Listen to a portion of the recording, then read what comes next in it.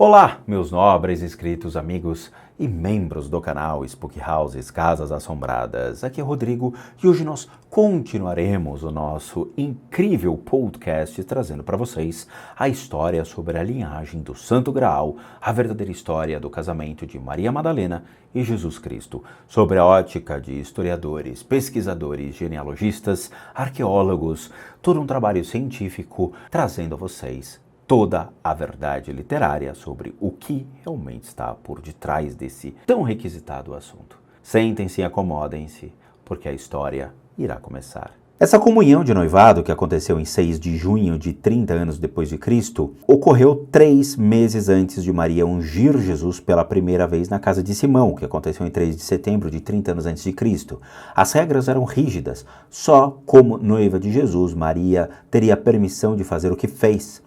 Com seu primeiro casamento devidamente completado em setembro, ela também teria chorado pelo marido, como visto em Lucas, antes de partirem em sua separação estatutária. Antes, com alma comprometida, ela seria classificada de pecadora e mulher aleijada. O casal não teria tido uma união física até o próximo dezembro. Um dos motivos por que não há menção direta do estado civil de Jesus no Novo Testamento é que as evidências foram deliberadamente retiradas por decreto da Igreja. Isso foi revelado recentemente em 1958, quando o manuscrito do Patriarca Ecumênico de Constantinopla foi descoberto no mosteiro em Marsaba, a leste de Jerusalém, por Morton Smith, professor de História da antiga Universidade de Colômbia, nos Estados Unidos. Os trechos citados em seguinte são de seus escritos subsequentes. Em meio a um livro de obras de Santo Inácio de Antíoco, havia uma transcrição de uma carta do bispo Clemente de Alexandria, mais ou menos entre 150 e 215 d.C. Era endereçada a seu colega Teodoro, incluía uma seção geralmente desconhecida do Evangelho de Marcos. A carta de Clemente decretava que parte do conteúdo original de Marcos deveria ser suprimida, porque não coadunava com os requisitos da Igreja. Bom, a carta diz o seguinte: pois mesmo que seja verdade, aquele que ama a verdade não deve concordar com isso. Pois nem todas as coisas verdadeiras são a verdade. Tampouco aquela verdade que parece verdadeira às opiniões humanas deve ser preferível à verdadeira verdade. Aquela que é de acordo com a fé. Às suas verdades ninguém deve dar ouvidos, tampouco, caso venham disseminar suas falsificações, deve-se concordar que o evangelho secreto é de Marcos, e sim negar mediante juramento, pois nem todas as coisas verdadeiras devem ser ditas a todos os homens. Bom, na seção removida do evangelho, há um relato da ressurreição de Lázaro, mas nela Lázaro, no caso Simão Zelote, chamava Jesus de dentro da tumba mesmo antes que a pedra fosse removida. Isso deixa claro que o homem não estava morto no sentido físico, o que certamente joga por terra a insistência da Igreja que a ressurreição deve ser considerado um milagre sobrenatural. Além disso, o Evangelho de Marcos original não incluía detalhes dos Evangelhos da ressurreição e sua sequela. Terminava simplesmente com as mulheres fugindo do sepulcro vazio. Os 12 versículos finais de Marcos, como publicados, foram deliberadamente acrescentados numa data posterior. A relevância disso é que o incidente com Lázaro, o falso nome de Simão Zelote, era parte da mesma sequência de eventos cujo clímax foi Maria Madalena ungindo Jesus em Betânia.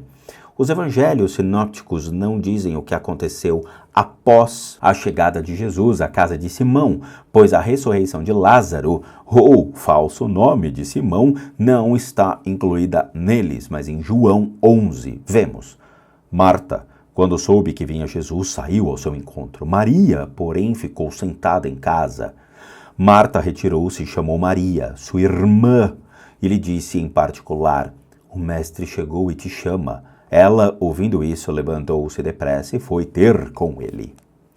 Não há motivos aparentes para o comportamento hesitante de Maria, embora, fora isso, a passagem pareça suficientemente objetiva.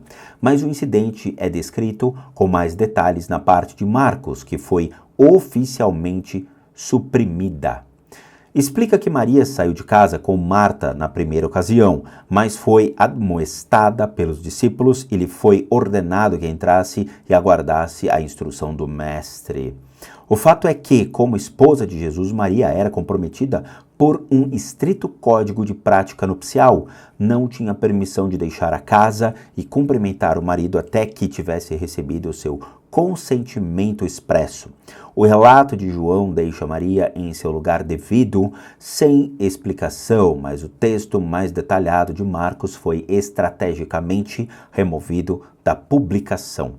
A supressão da história de Lázaro é o motivo pelo qual os relatos da unção no Evangelho de Marcos e de Mateus a mostram na casa de Simão, o leproso, e não na casa de Lázaro como em João. Mas a descrição Simão, o leproso, é simplesmente outra forma mais reservada de se referir a Simão Zelote. No caso Lázaro, ele era classificado como o leproso, porque sua excomunhão o deixara horrivelmente impuro. Isso, por sua vez, explica o relato anômalo de um leproso recebendo amigos prestigiosos em sua bela casa. Entretanto, o fato resultante era que, com sua esposa grávida de 3 meses, Jesus não era apenas um Cristo messiânico formalmente ungido quando entrou em Jerusalém montando num jumento, mas também um futuro pai. Bom, meus amigos do canal, espero que vocês tenham gostado deste incrível capítulo. Realmente, nós teremos uma saga histórica desvendando todo o passado e trazendo elucidações sobre todas as dúvidas que nós temos sobre o que realmente aconteceu. Eu espero que vocês tenham gostado. Por favor, se inscrevam no canal, deixem seu like e compartilhem esse conhecimento para que muitas pessoas tenham acesso a tamanho aprendizado. E, como eu sempre digo a todos, bons sustos a todos nós.